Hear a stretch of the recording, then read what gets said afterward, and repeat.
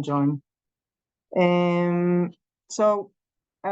Hi everyone, and thank you all for joining our special seminar today that will focus on the efficient screening of specialty fertilizers and biostimulants on the PlantArray automated system based on ICL experience and also different case studies that will be presented here.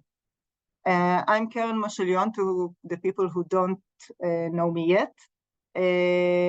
I'm the manager of Plant-Ditech company from Israel, and this company developed the PlantArray phenotyping platform, automated phenotyping platform, and I will co-lead this seminar together with Dr. Adi Perelman, who is here at this meeting. She is an ag scientist and the lead of Ag External Innovation and Collaboration in ICL, and she will describe to you their experiences with the system. The seminar will go like this. So in short, this is the agenda. We will introduce first Plant-Ditech very shortly, and then Adi, I will just hand over to Adi. Adi will do the introduction, quick introduction of ICL, and then we'll focus mainly on the use cases and the overview of the different use cases by ICL of the PlantArray system and how they utilize it. At the end of this session, at the end of the seminar, we will have time for Q&A. So please, if you have questions during the presentations, just put them in the chat. And during the Q&A session, we will go over the questions and try to answer most of them. So another request I have for everyone before we start, we are recording this session, so to maybe use it publicly later on. So we just advise everybody to put their mics on mute and also their cameras on off situation. Okay, that's it. I think we can start at this moment. So a little bit about myself. I joined Plant-Ditech at the start of its commercial phase to really enter the company into this phase. This happened in the early 2017. The technology was developed and first invented at the Hebrew University at the Faculty of Agriculture, and the company is a spin-off from that development. And of course, we continued and developed and invested in this technology to have it mature until today. We introduced the PlantArray system since then, and what it is, it's a high throughput physiological screening system to help to accelerate research, but also deepen the understanding about the plant environment interactions. So far from the use of the system by different users across the globe, we have over 50 scientific articles published using this system. All these can be found in our website. The system can be used for various applications, from genetic screening through biologicals and fertilizer screening, physiological studies, early detection of diseases and soil-borne diseases, root diseases, and also, for example, pests like nematodes that attack the root. So this can help, and also in optimization of different environments for the plant. You can see here some example of our customers. I could divide it like in 3 different pillars: universities and institutes for research, and then food industry, seed companies, and the third one is what we are going to focus today on mainly, is the biostimulants and fertilizer companies. These are our 3 main focus areas till today in terms of customers. You can see some of our customers here listed here. Wageningen University, I believe I don't have to introduce them, but we are part, the system is part of their new NPEC facility, which is an advanced phenotyping facility. The Donald Danforth Center, which is in the US, also very advanced center in phenotyping that also have our system installed there.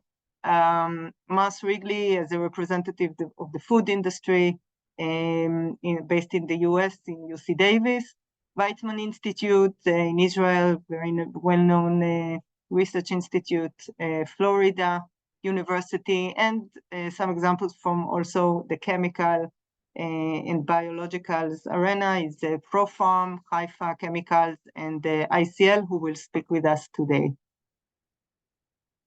So the system, in a nutshell, it helps to save time in the R&D process to companies, but also deepen the research and shorten time for research in general. So instead of full seasons of doing trial and error in the field, we can shorten the time to days or few weeks only, and get a better understanding of the plant, water, and soil interactions.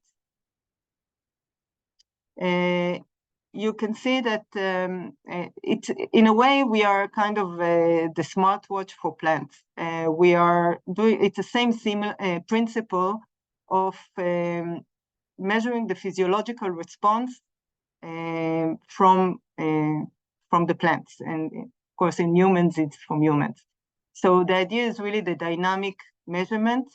And with that, we can understand very quickly how is the plant reacting to different treatments, and how is its productivity and growth. You can see here in this drawing the full process. On one hand, we can control in very advanced abilities the automated irrigation of different plants.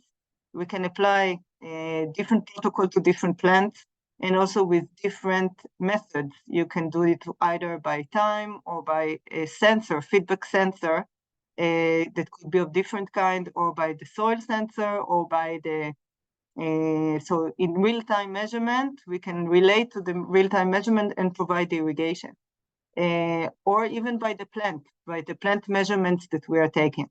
So it has a lot of flexibility in the controllability. And on the other hand, it's the different parameters, plant parameters, mainly physiological parameters that we measure. These are in green, and you can see in blue all the different environmental parameters. So we can measure the plant and environment at the same time. It's on a dynamic way, so most of parameters are measured about 500 times a day. And all of this data of productivity and growth and environmental parameters goes into an analytical software which analyzes the data in real time. So when the experiment is running, you can already see the analyzed results of your experiment.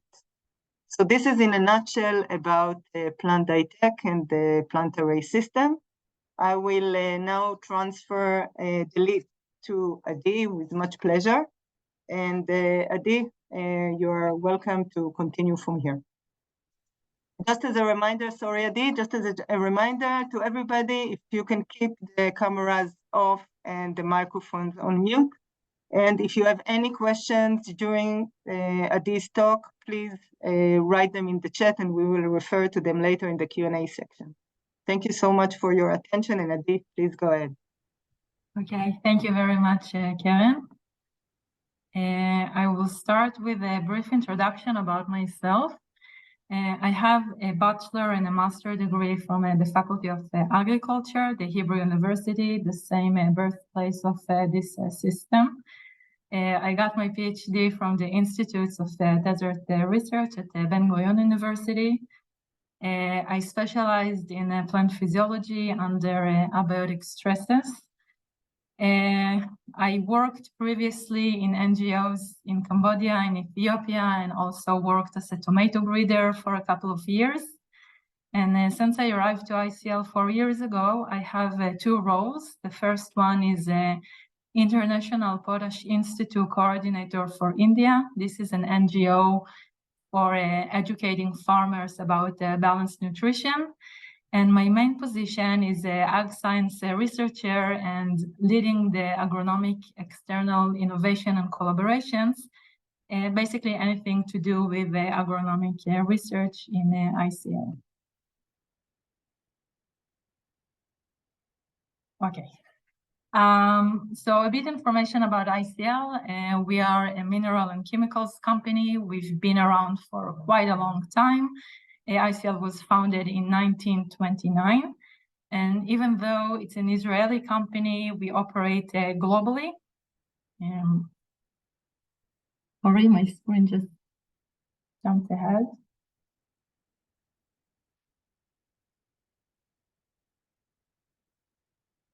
Okay, sorry for the technical issue. Shannon, can you help me go back to the previous slide?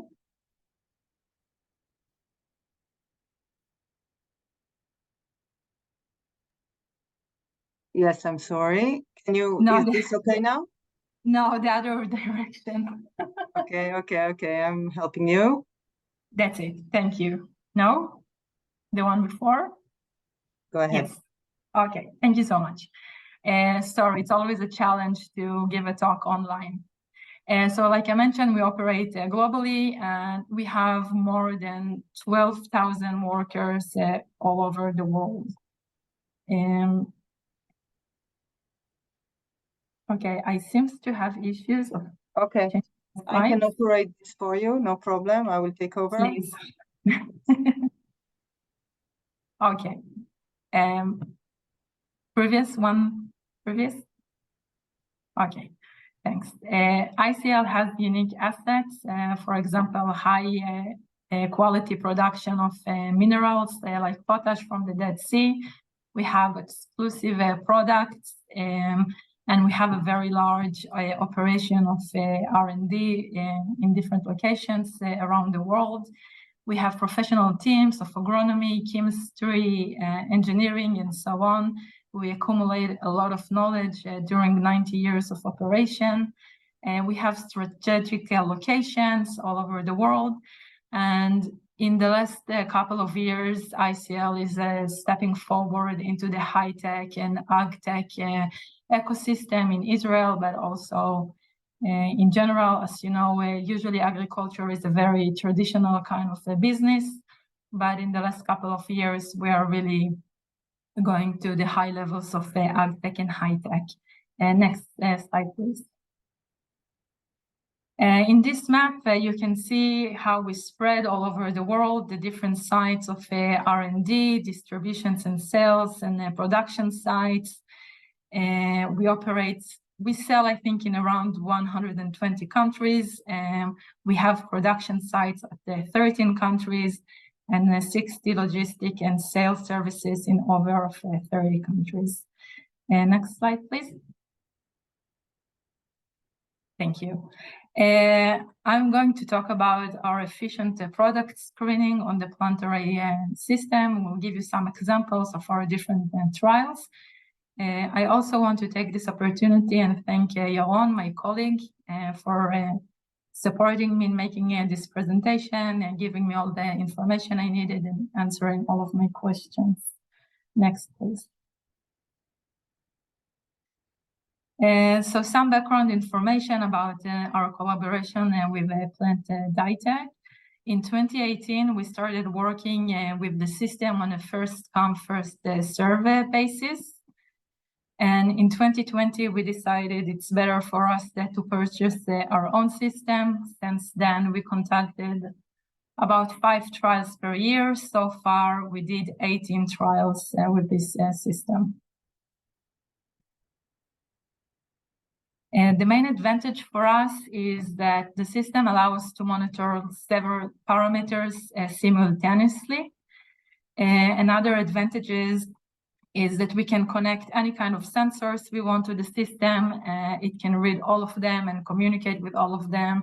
So if we have a specific research questions, we can just add the relevant sensors we need. If it's for greenhouse gas emissions, soil moisture, EC, and so on. And this enables us to have accurate measurements and also to connect different measurements. When we can put together different results from different parameters, it allows us to have a more effective conclusion process. In the end, we want to have commercial products at the highest quality, and the more we know about their mode of action and how they perform, we can produce better products in the end. And sorry, ICL is a unique company because we have materials from the mine level, like potassium and phosphorus, all the way through specialty fertilizers like fertigation, foliar fertilizers, and biostimulants. So we need to have a lot of flexibility. We need to measure different things, and the system allows us to have this kind of flexibility and to measure exactly according to our needs. I'm going to give you some examples of our trials.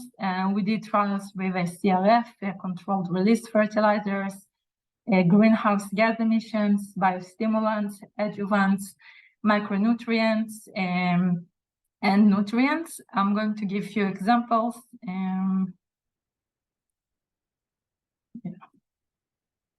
Okay, first I'm going to present a CRF trial. In this trial, we tested two products in two different concentrations, low and high. To the right, you can see photos from the experiment. The white material you see on the surface is to prevent evaporation from the soil, so we can calculate the exact water consumption of the plant. The CRF was placed after the pot was 3/4 full. Then we place the CRF and then we fill the rest until the top, like you could see in the previous photo. Next slide, please. In this graph, you can see the plant net weight during the whole growing period of the plants. This is very important because usually you get measurements only in the end or on specific time points. In this system, we can know what is happening daily. We can see how the behavior is changing, and we can see the real effect of the product on the plant development. In this case, you can see that product 2 at high concentration had the best effect on plant growth and had the highest weight in the end. Next slide, please. In this graph, you can see the nitrogen distribution from the experiment. The green parts at the bottom are the nitrogen concentration in the shoot. The yellow part is NH2 in the drainage. The orange part is the missing or lost nitrogen, and the blue part is the NH4 and NO3 concentrations. In this experiment, we decided to irrigate a little bit in excess. We wanted to avoid creating salinity stress in the pots. This might explain why relatively we see low concentrations in the plant comparing to what we see in the drainage. Also, when measuring nitrogen mass balance, it's very hard not to lose something to the environment. This is why we have some missing parts. Usually when it's about up to 20% loss, it's considered reasonable. So we are in the okay range. It's almost impossible to have nitrogen mass balance, a closed one, in field conditions. So the fact that we can measure all the different parameters of the soil, the plant, the leaching, and the emissions, and get the full understanding of what is happening to the nitrogen during the experiment, it's very important for us. Next slide, please. The next trial I'm going to present, it's greenhouse gas emissions. Next slide, please. Here we tested one of our own products, comparing to other nitrogen forms or fertilizers, and we tested the effect on the greenhouse gas emissions. Next slide, please. Here in the photo, you can see the actual measurements. We collaborated on this project with a researcher from ARO, or a Volcani Center. And like I mentioned in the beginning, this is the advantage of the system. We could bring our own sensors, and on top of all the regular measurements that we are getting of transpiration rate, water balance, plant net weight, and so on, we can add any kind of sensor we want. Here you can see how it actually looked like when we measured, and get specific information for a specific research question. Next slide, please. Here in this graph, you can see the results, the average cumulative daily emissions of nitrous dioxide. You can see our product, and this is the blue triangles. And you can see that relatively it had low emissions comparing to other existing products. Next slide, please. In this section, I'm going to present you two different biostimulants trials. Next slide. The first one is a biostimulants for improved photosynthesis. We tested two different concentrations of the biostimulants with or without an additive. With the additive, you can see a plus sign next to the name of the biostimulants, and we tested it under well-watered and drought conditions. Next slide, please. Here in this graph, you can see the daily transpiration. Again, this is very important. We can see how the transpiration rate is responding to the different treatments, how it's changing with the plant growing. It's not a one-time measurement, it's continuous, and we can learn quite a lot from it. Next slide, please. Here you can see to the left a graph of the shoot dry weight under the well-watered condition, and to the right the agronomic water use efficiency. And what is interesting is it allows us to see the relationship between the different parameters. We can see that plants that they had a high agronomic water use efficiency, they had also the highest shoot dry weight. So the possibility of connecting different parameters and see the relationship between them and how they are affecting one another, it's a very important tool that we can get from the system. Next slide, please. In the second experiment, we tested two products for abiotic stresses. And this is very interesting because the constant measurements allowed us actually to understand that those products, they have two different mode of actions. Product number one in green induced anisohydric behavior. You can see here that it has higher biomass and yield, but it was much more sensitive when we applied the drought. The response was quite severe. And also the ability to recover after the drought was relatively low. While the other product, product 2 in orange, showed isohydric behavior. That means that the plants to begin with, they were smaller, lower yield, but their response to drought was much more stable. They didn't suffer as much, and their ability to recover and show resilience after the stress was much better comparing with the other products. Next slide. So this research ended up with a joint publication. You can scan this barcode and get an access to the paper. Karen mentioned at the beginning that they publish quite a lot of papers. It's also important for us to have a scientific visibility and to publish in peer-reviewed journals. So of course, any chance that we have to collaborate and publish some quality results, we are very happy to do so. Next slide, please.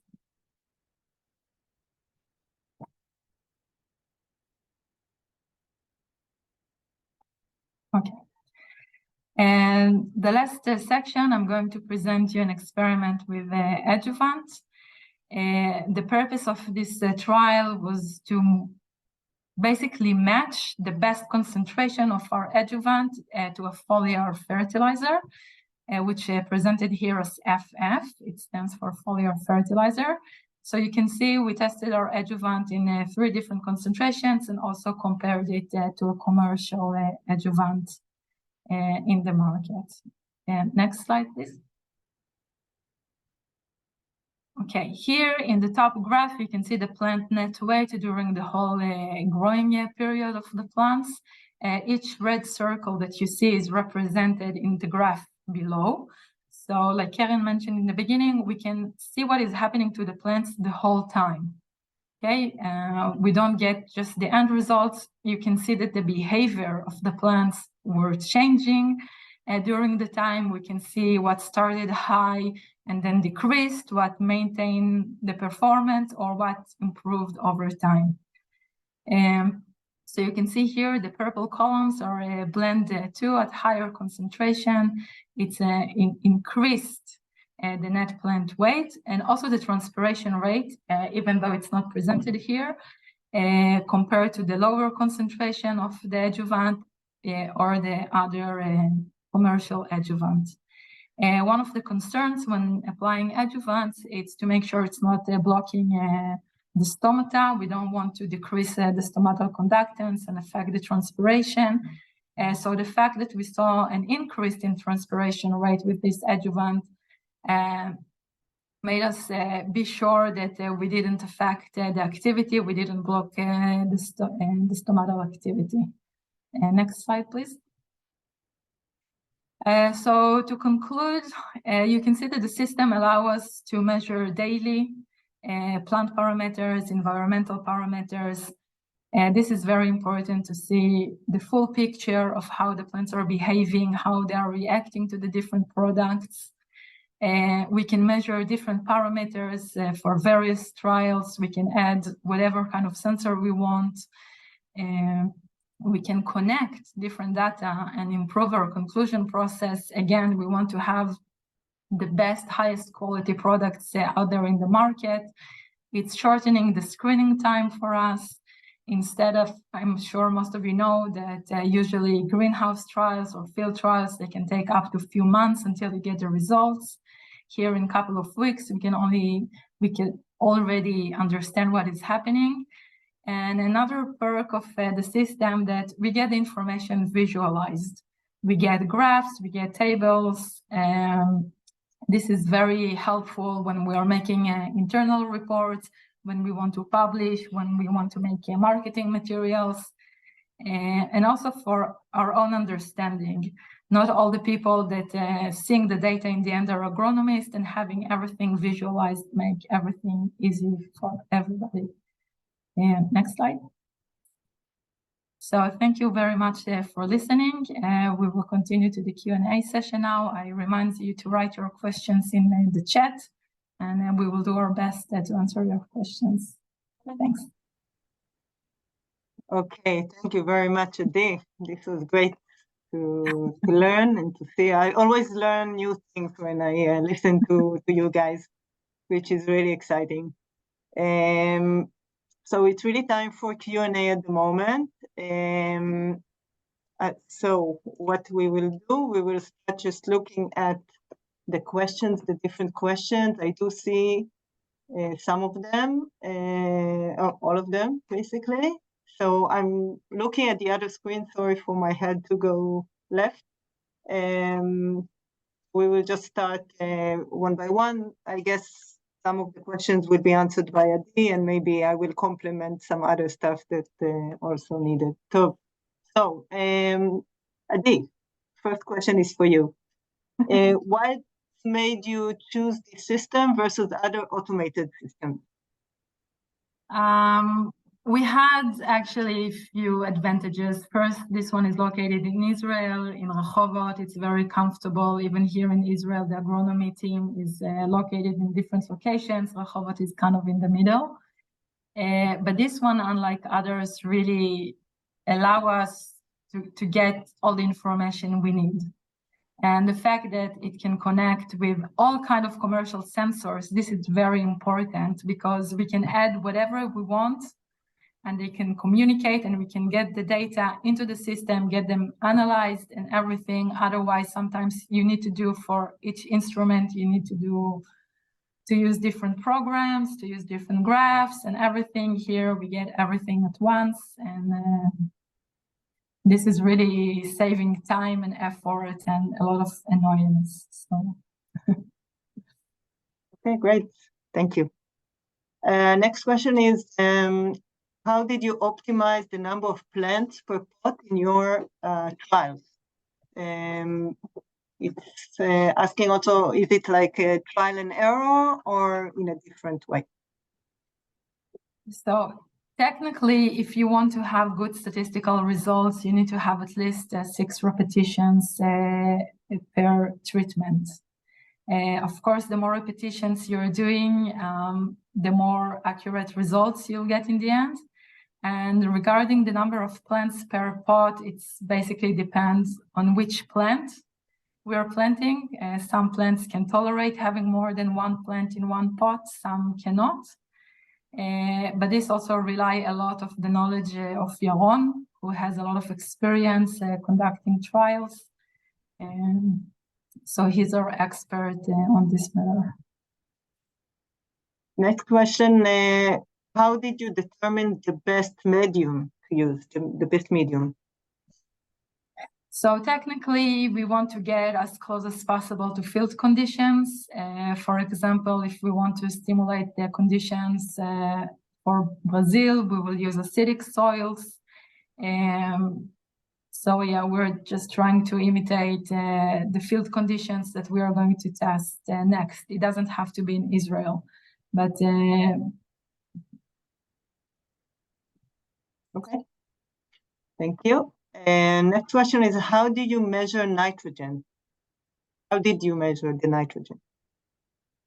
So the question is which kind of nitrogen, because we measure the emissions, we measure nitrogen concentration in the leaching water from the pots, and we also measure in the plant itself. So we had different tools for each kind of measurement, and if maybe Yaron can add about how they measure the greenhouse gas emissions in the trial. I'm not sure which kind of tools they use, but maybe Yaron can answer in the chat about that. Okay. Then there is another question. Is the N distribution normalized based on plant weight? How did you normalize the N distribution? Yes, it's normalized to the plant weight. Okay, thank you. I will try to, still trying to understand this question, so I will just read it out. It's a long one. Okay.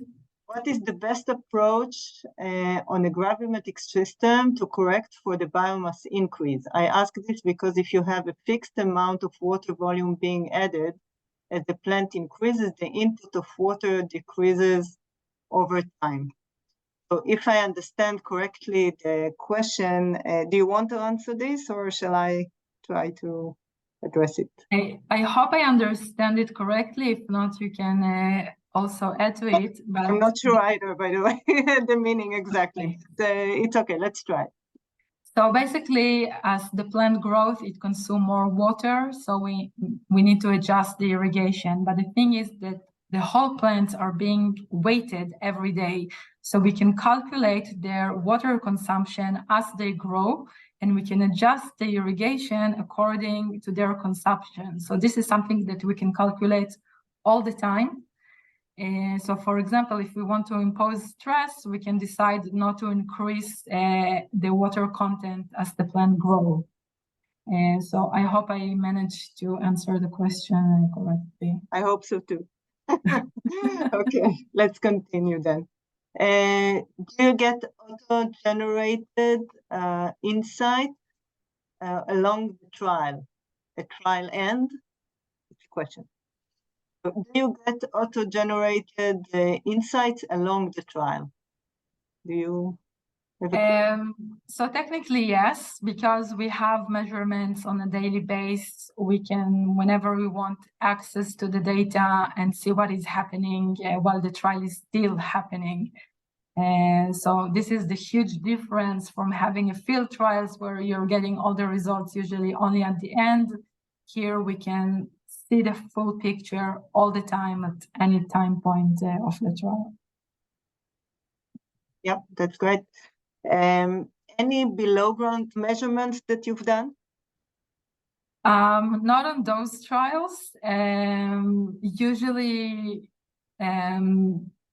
we don't focus a lot on the roots, but it's depending. If we are testing, for example, mycorrhiza or biostimulants that are aiming to improve the root system and so on, then we are conducting root measurements. Usually it's by the end of the experiment, we will get the dry weight and but maybe in the future we can add some kind of scanning and get a 3D vision of the pots. It's not root system. Yes. What is the are you using also the root influx parameters that we are measuring? Have you used so far? In those trials that I presented, no. Like I mentioned, we are more focused on, in the end, on the yield, because this is our purpose. We want to improve yield and improve the quality of the yield, but it's definitely something that we can take in account for other trials. Yeah, so here I will mention, just for the benefit also for you and also for the rest of the people here, that we have the ability to use, and I guess in some experiments you do use the soil sensors. And with the soil sensors, not only with their own measurements that, for example, for soil water content, temperature, EC, you can also measure the root water uptake. So this is another parameter that we are measuring, also using this capability of soil sensing. Okay, let's continue. So there is a question, how Plant-Ditech results mirror open field trial results? If you want to answer. Or... No, can you repeat it? I just want to make sure that no question. No problem. How Plant-Ditech results, how the system results, mirror the open field trial results? Okay. So usually it's the other way around. So whatever product that didn't perform in a good way in Plant-Ditech system, we will not continue with it. Okay, so this is more of an elimination process. But usually we do see good correlation between how it performed with the system and how it performed in the field. Because like I mentioned before, we are trying to imitate the field conditions as much as possible.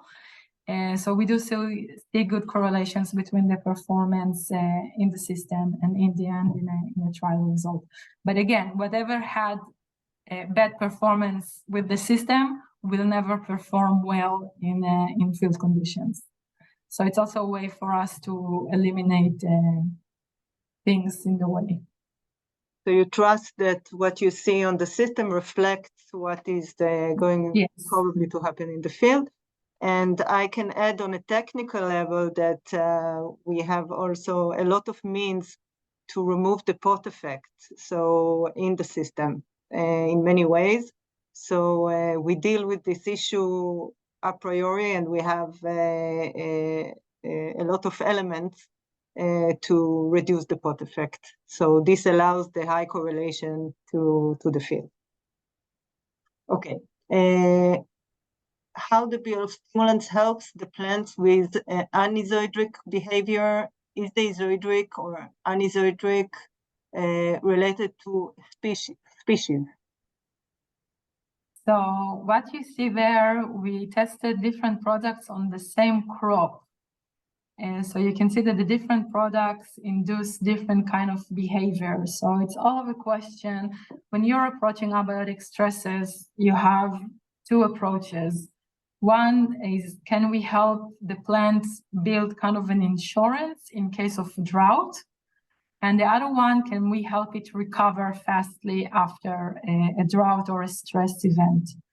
And so from this, we could learn how different products are operating on the same crop. And then we can make a decision what is better for us. Do we want to build the plant as much as we can before a stress event, or help it recover after a stress event? Thank you, Adi. There is a question that I'm not sure we maybe shouldn't get into, but if you see, because it's more specific, but if you see it is relevant for the larger, let's say, assays, then please answer. So it says, interested to learn more about how the biostimulants can detect the stomatal block, as you mentioned on one of the last slides. So up to you. I think it's confusing between two different trials because when I spoke about blocking the stomata, it was the adjuvant trial, not the biostimulants. So I'm not sure. Okay, so we can go forward to the next question. Okay. Which parameter is more indicative and more important to monitor for the plant biostimulant screening? Good question. Okay, first it's depend on what the claim is behind the biostimulants. Yeah, they are not supposed to have the exact same effect on plants. Sometimes we are aiming for improving stress tolerance. Sometimes we are aiming to improve quality. We are working quite a lot with abiotic stresses, and then of course we need to see that we maintain the same yield or the same biomass by the end of the experiment after even after stress, how it's responding with transpiration, water use efficiency, agronomic water use efficiency. Those are very important parameters to assess how the plant is responding to stress. Perfect. How to connect the result to field trial? We discussed it already a little bit. I don't know if you have anything to add in this question. So what we are usually trying to do, we take in field trials, we are not taking the exact same measurements like we're doing in the system because it's impossible, but we do try to measure similar parameters so we can compare. And we can compare the behavior in the system and then compare the behavior in field conditions. Thank you, Adi.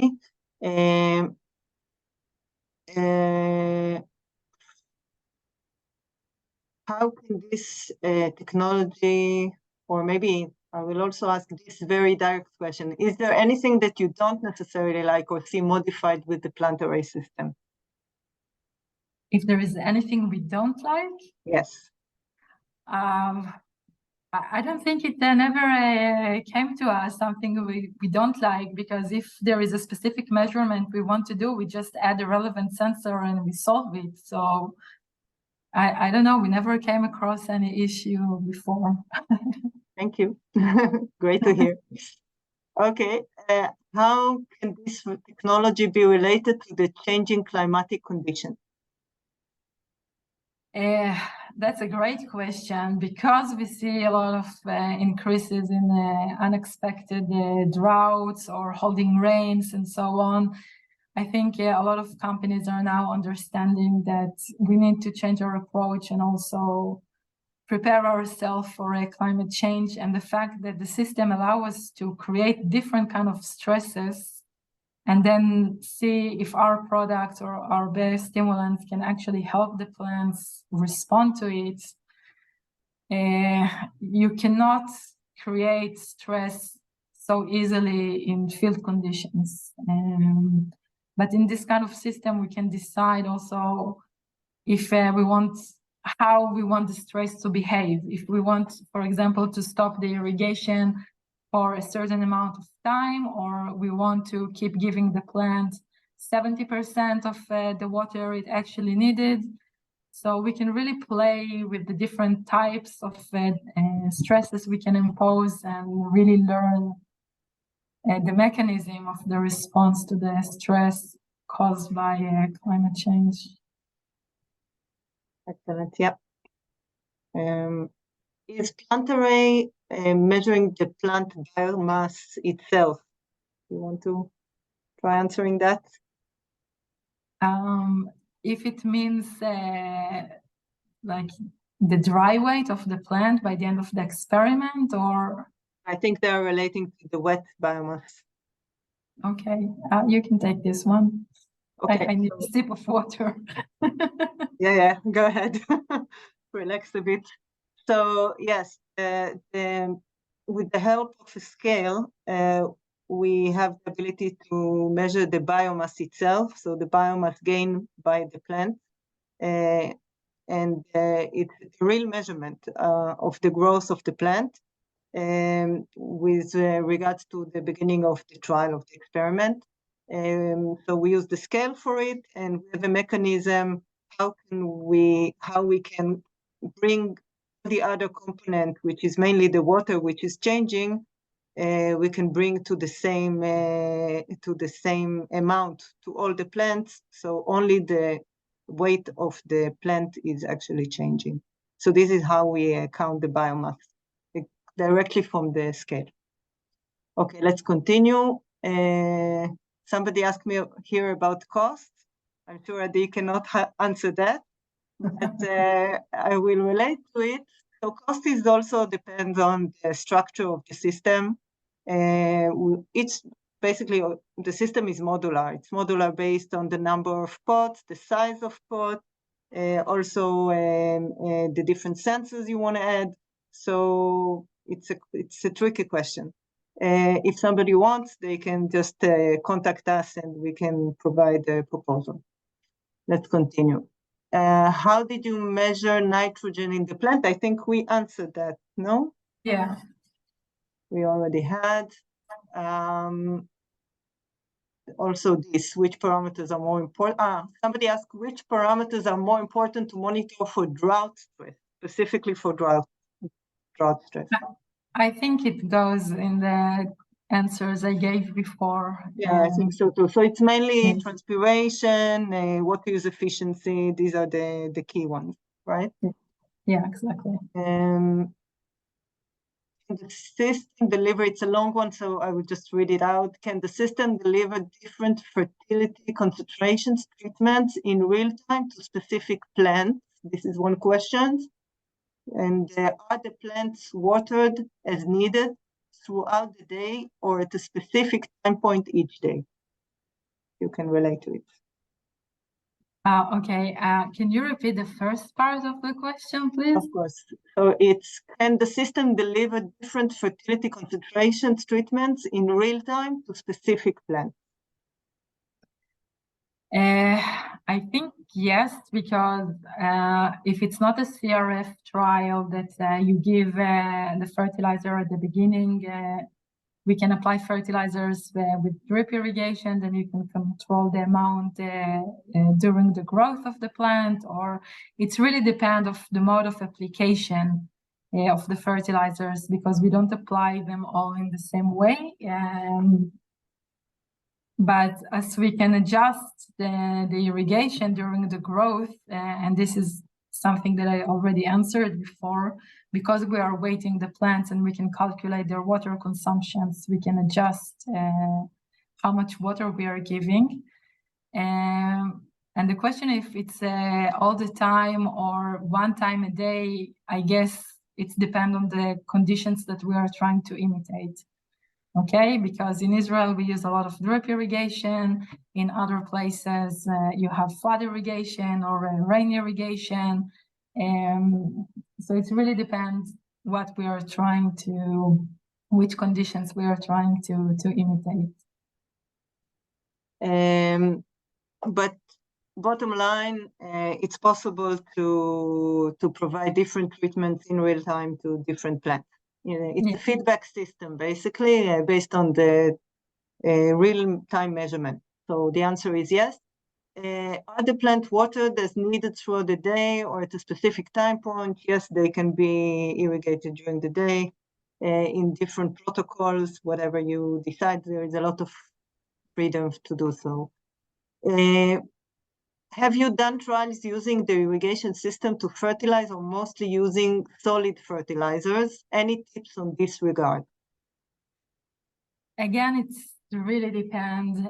Even though we have a lot of products for fertigation, globally it's a relatively small market.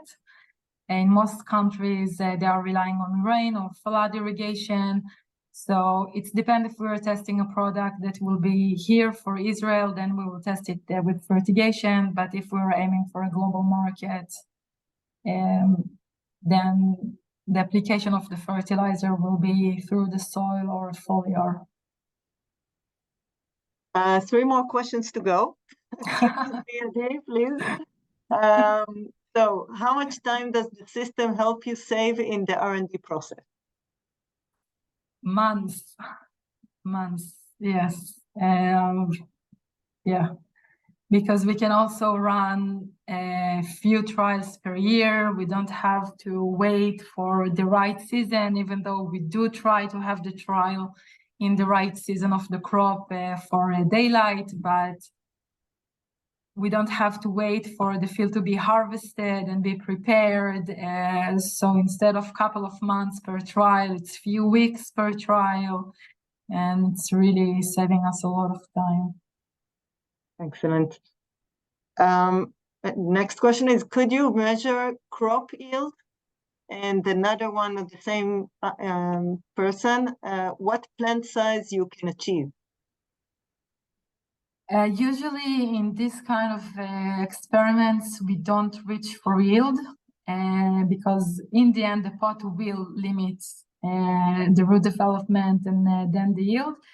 For us, it's more important to get the parameters that can indicate how the crop will perform in field conditions. Of course, when we are taking a product to the field level, we are estimating the yield in the end. In here, we usually don't reach to full size and yield.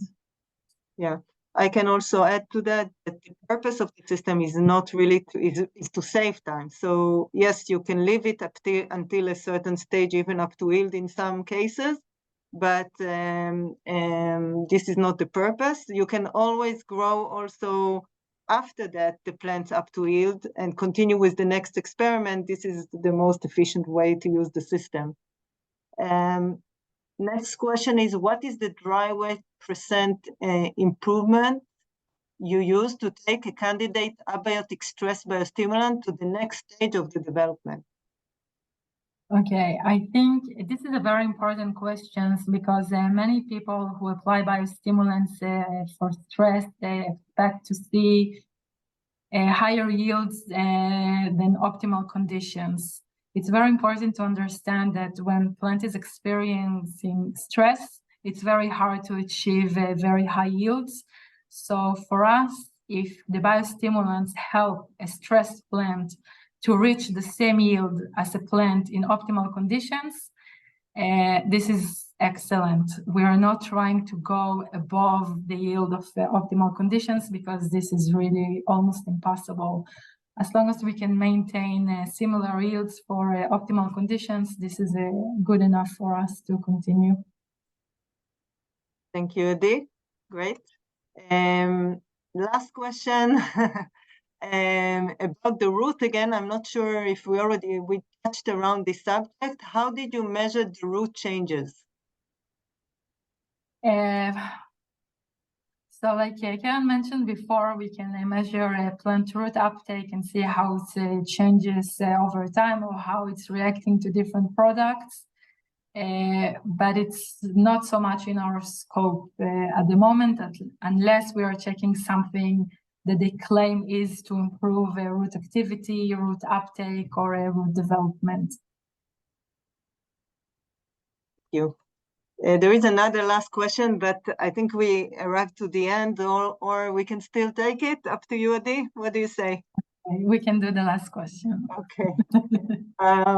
So the last question, is there a protocol how to adjust different concentration of a fertilizer in the system?